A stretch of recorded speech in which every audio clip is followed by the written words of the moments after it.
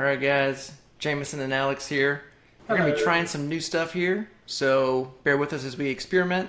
But we're just going to get today into the Path of the Giant Barbarian from the newest book from Bigby's Guide to Giants. So, we're just going to jump right into it. If you're new to the channel or the series, what we're going to do is go through all the abilities gained in the subclass. We're going to rate the roleplay, combat, and synergy based on how those abilities gained in the subclass improve on the base class abilities. Don't forget to like, comment, and subscribe to be entered in our D&D Beyond Sourcebook Bundle giveaway. Or free giveaway of choice, potentially. Yes. This time, I will preface, is going to be different because we're going to do the review live. Okay, so we're going to look at the abilities for the first time together and show you guys what we do behind the scenes, but we're just going to do it live and see how it goes. All right. So, Alex, we'll just go back and forth, reading the abilities and discussing. Let's discuss as we go through them, the combat and synergy stuff. Yeah. And then we kind of come to our thoughts from there. Okay, works for me. So it looks like first up we're going to get a level 3 Giants Power. When you choose this path, you learn to speak, read, and write Giant, or one other language of your choice if you already know Giant. Additionally, you learn a cantrip of your choice, either Druidcraft or Thaumaturgy. Wisdom is your spellcasting ability for this spell. So again, every time I see things like this before, I mention this. It covers if you already have this feature, like the language, you can pick something else, because I really hate when something gives you this ability, but if you already have it, you're like, nah, it's not really giving me anything. So you've got the, feels bad proof there, which I do like. Right. And I mean, this is obviously completely RP. Oh, yeah. Because, I mean, it's just a language and then 2 cantrips, but both of the cantrips are completely RP related. Right.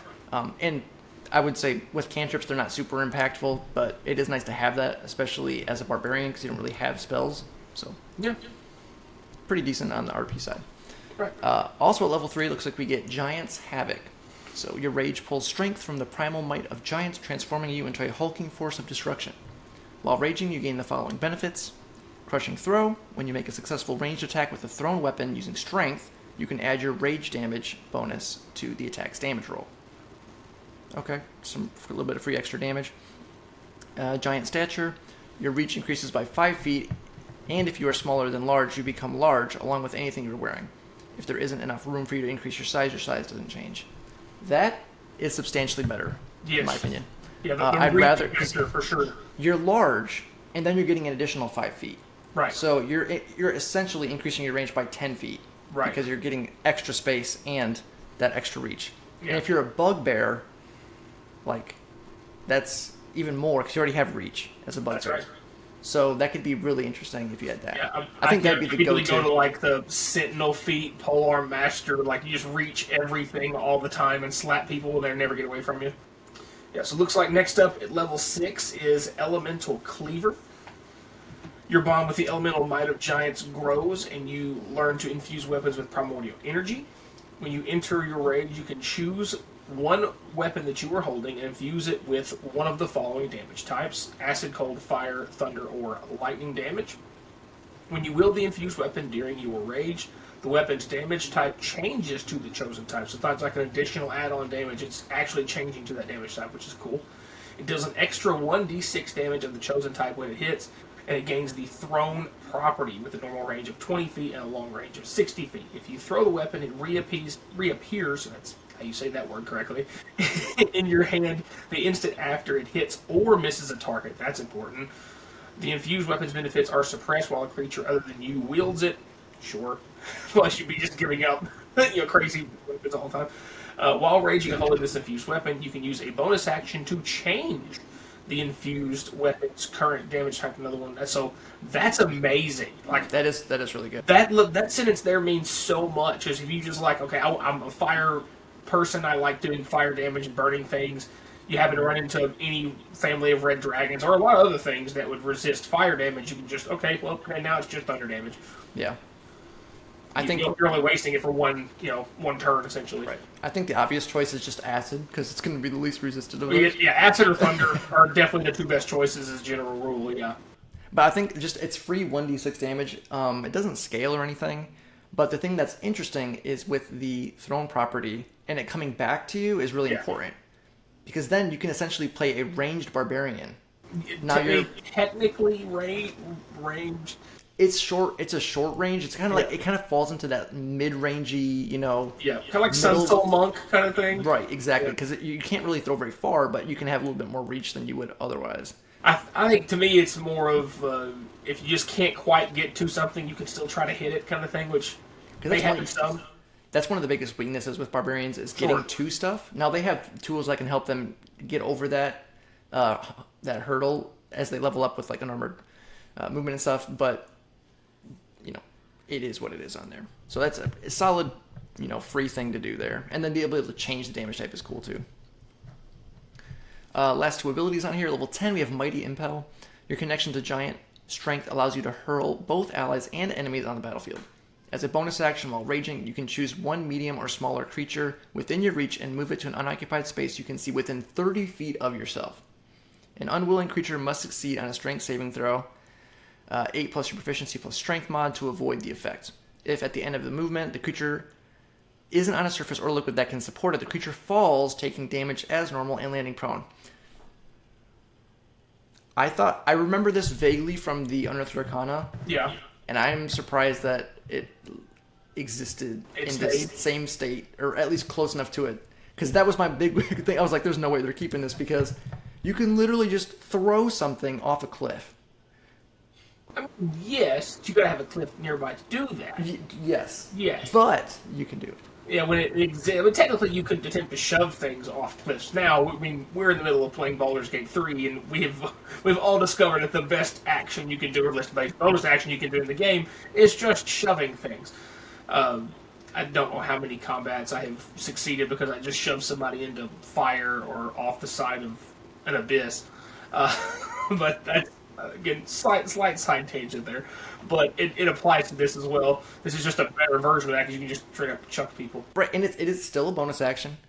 And it's a strength save, which if they're medium or smaller, they're probably not going to have very high strength. Right. Barring if they're like a fighter or something like that. And the DC scales off of your strength, too, which is big. Especially if you go full 20 levels in Barbarian. Yeah, you have 24. And DC is going to be violent. It's going to be massive. So yeah, that's very interesting. And it's a bonus action. There's no limit to it either. Nope. You can do as much as you want. You could try it over and over again. As long as you're raging, so your first turn, you rage in your bonus action. The second time is a bonus action. You can just straight up start throwing. Right. You could take a good dude, chuck him, and then run after him. Next turn, take him, chuck him, and just run him away. Like if you're, sorcerer, somebody's getting wailed on, you just run over there, grab the dude, throw him away. Save your guy. Yeah. I mean, the other thing, it doesn't specify in here. I'm trying to read through this again. Make sure I'm not misreading this. It is a point how far are you throwing them? Am I missing this? 30 feet.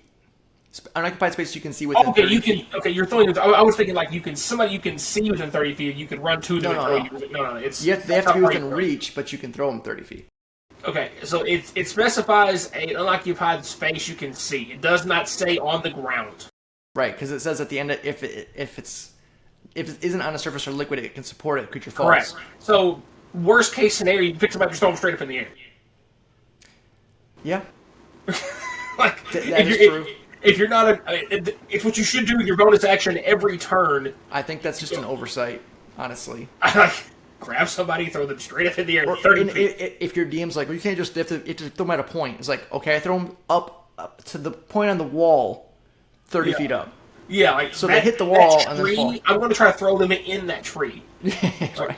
Or the point over that tree. Because 30 feet in the air, I'm throwing them over that tree. I think that is very, very, very good. Especially as a bonus action. Yeah, because again, there's no cost to it. I think it's one of those things. It's a synergy thing with rage, but yeah. Right. I mean, there's no additional cost to it because you're going to be raging at level 10. You're going to be raging in every combat unless you just. You relentless rage, persistent rage. When you have both of those up, you're just going to be raging all the time anyway. Right. Exactly. And the ability just to have a reliable use of your bonus action that's actually not bad or it doesn't feel lackluster. I mean, heck, even if you're in a small ceilinged room, throwing something up off the ceiling and then landing, to me, in my brain, if they fail the saving throw, you throw them off a 10-foot ceiling back down to the ground, they're taking a couple falling damage and they're prone. Mechanically it makes sense. And that's the thing too, it says if they fall, taking normal damage and landing prone. So there's no save, they fall prone. It's just auto prone. Right. If they fail that strength save, they will be prone.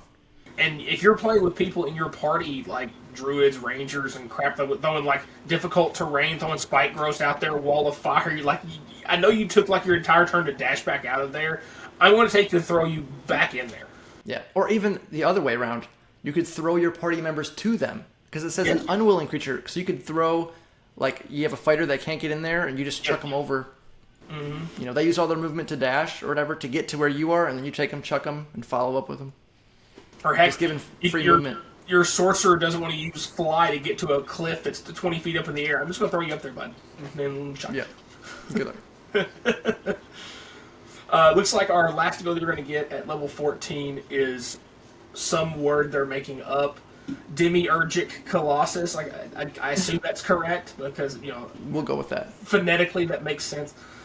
The primordial power of your rage intensifies. When you rage, your reach increases by 10 feet. Your size increases to large or huge, your choice. Like, you're going to choose... Why would you not choose huge unless there's not the room for it? But anyway. And you can use your Mighty Impel to move creatures that are large or smaller. In addition, damage dealt by your Elemental Cleaver feature increases to 2d6. So basically, it's just buffing all the other things you get, like, a little bit more. It's one of those things, it's not necessarily exciting. You know, it's not some crazy, like, holy crap capstone, but it's not bad. You know, yeah. It's just bringing up the floor of what you can do. Yeah, it's just a free bonus. And it's a lot of synergy, because it's just improving your other abilities. Right. Yeah. Yeah, so those are all the abilities. We'll just go on into the ratings, I guess. Yeah. That's how this video goes today. RP, first up. As always, asterisk. We're talking about roleplay, we're talking about interacting with the world around you, interacting with NPCs, non-combat scenarios, avoiding combat, basically things outside the initiative order. Not talking about your class fantasy, history, lore, background, that's on you as a player. We can't rate you, but we can rate your abilities gained in those specific circumstances. Yes. Kind of butchered that at the end a little bit, but that's all right. That's okay. So we're doing it live. Yeah, we're doing it very different. So I think with this one, there's not much RP. Really, the only RP stuff you're going to get here is right at the beginning. Yeah. With the language and cantrips, which is solid. I guess. And technically, once you get like the endless or relentless ragings things, you could use yourself to get large or huge in RP settings for pushing and pulling things and throwing things in RP kind of settings. niche. And then throwing your allies to get to different things right, that for can help. Exploration purposes. Yeah, There's a little bit there. So that helps. And the capstone's not really all that great. So I think for me, I would go with an RP. I'm going to say 2.5 would be my score. Okay, well, so two came to my brain. Because I'm thinking you got one whole ability that really is RP, and you get maybe some niche use other places. So 2 is what came to my brain. I think 2 is probably more fair just because some of the circumstances are going to be niche and they are reliant on rage, especially early on. Yeah. For that, so I think 2 is satisfactory. So Okay. we'll go with a 2 for the RP. This many. The combat side of things, if we get past the first thing being, an RP ability altogether, we're starting out with Giants Havoc, where you can, throw things more effectively. Getting to add your rage damage to a thrown weapon. Like, so if you're throwing javelin, throwing spears, you get your rage damage on top of that, which is great. And the biggest thing, though, is definitely going to be the reach thing. Yeah, for sure. Being able to increase your chances for opportunity attacks that move away from you, being able to reach things and hit things more effectively if they're, in and around your space. Just making sure you always have a chance to hit something. That's really the best thing you're going to be getting from this. Yeah, definitely. At 6, when you get to the chance to overcome, people that have resistance to BPS, magical or non-magical, you just don't care because you're just going to be doing your choice of these elemental damages. As a general rule, Acid and Thunder will be the 2 best choices because they're just much less resisted by things as opposed to, Cold and Fire specifically, and Lightning's kind of like the middle ground. It really is like Fire and Cold are the worst 2 because the most things resist those, and Lightning's kind of the middle, and Acid and Thunder are kind of the top there.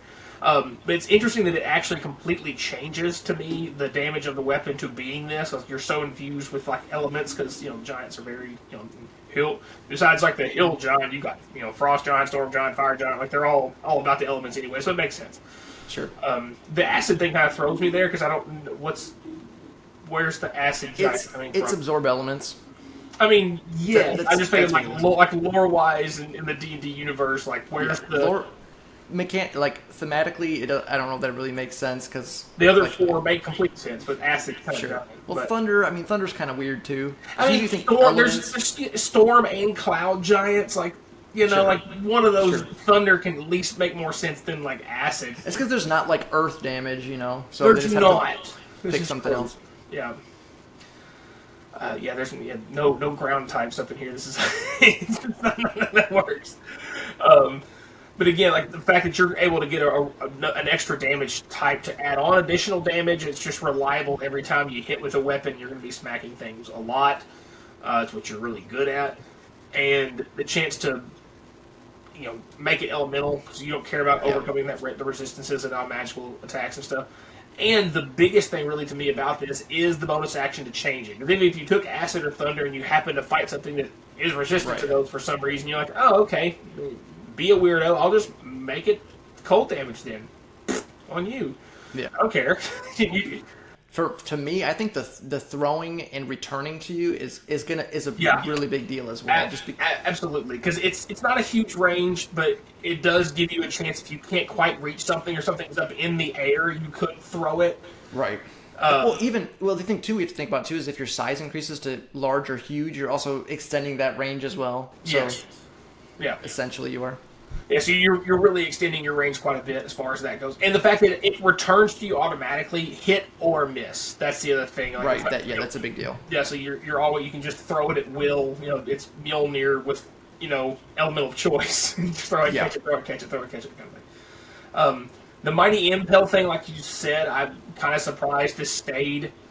I feel like it's really, really strong. Because it's not one of those, like, crazy overpowered things in terms of like it seems powerful, it seems like it's just fine, but if you really think about it, a really intelligent person's gonna be able to throw people, whether they're allies or enemies, to do wherever they want them to in combat. Like I want there to be like a low flying something. I want to grab my halfling druid, throw him 30 feet up in the air, and then let him wild shape into the largest thing possible and just collapse down on something. Sure. I want that. At this point, I really do. Call it the Mammoth Bomb. Yeah. Or Earth Elemental in the air, like throwing up. Earth Elemental, boom. Airdrop. Yeah, I think that's fantastic. That, again, it's one of those abilities that if you're really creative, you can do some really stupid things with. It's just good. Because, like I said, worst case scenario, you grab them straight up in the air, they fall down, they take damage, they're prone. Right. Yeah, it sucks for you. And then the capstone is, again, nothing really exciting, but it just makes everything you already have better, more reach, bigger size. You're just not going to get grappled by anything, like, ever. Nothing to be able to move you in combat. There's no pushing you, knocking you prone and stuff like that. You're just too daggum big. And then the extra damage going from a D6 to 2D6, just more damage. It's nothing crazy, but it's helpful. Never turn down free damage. Especially when it's, going to be good damage. Most types go. Again, this seems mechanically as a very, very, very high floor. Oh, yeah. Maybe not as quite of a high ceiling as some of the other barbarian subclasses out there. The Mighty Impel thing can be really, really stupid. Yeah. But, I mean, I think of other ones like Totem Barbarian or some of the crazy bonus action stuff that like Wild Magic Barbarian gets to do with all the tendrils and all the other stuff. So in my head, I'm thinking like 4. Yeah, I was leaning more like 4.5 just because the bonus action every single turn just seems crazy to me. Sure. And also just free damage. Like I'm thinking you have a great, obviously your best option is great sword because you get 2d6, and so you have 2d6 and then 3d6 now, and it's all acid. So you're doing 3d6 acid as early as turn 6. Right. You actually, no. Well, that's per weapon attack. You're going to have extra attack by that point, too. So it's going to be like 66 acid damage every turn, plus your modifier. Plus your rage damage. Plus your rage damage. That's a lot of damage to be able to throw out, even if you do have to use your rage to do so. Yeah. That's just a lot of damage. It is. I know you're only adding, 1d6, but you're also changing the damage type, which is a big deal. Right. So I think, that's just very powerful, and the bonus action to be able to do that every single turn, even if it fails, you don't really have a whole lot to do with your bonus action anyway as a barbarian once you rage. So it's just a free, you're there, you might as well chuck, and like I said, you just chuck them straight up, or, whatever, chuck them into a wall in a corner room or something. And they're prone. So basically, bonus action, they're prone. Guess what? You have advantage. You don't have to go reckless. Yeah, you don't have the penalty of having to go reckless and taking the damage, right. and getting a better chance to beat. So I think that's really strong. And then just increasing your stuff again, your range as well is just a big deal. So I was leaning more 4.5. I think this is probably one of the better barbarian subclasses. Sure. I'm kind of surprised it made it as it did. Yeah, I'm okay with 4.5. I'm not going to fight you that hard on it. Go 4.5 on it? Yeah. Sure. I said that my limitations are more on the ceiling of it, being able to do anything that's really crazy instead of just this is just going to be good all the time. Maybe not incredible, but it's just good all the time. It's never going to be useless. Because some of the really impactful stuff that other subclasses, other classes have limitations when they can be useful. Sure. This is just going to be useful all the time. Yeah. And I think synergy. We're out of ranges for some reason. Yeah, I think synergy just kind of went over most of these things already anyway. Increased range is a huge deal because when your biggest weakness as a barbarian is getting to stuff, so you have a couple ways to overcome that. One is you increase your range.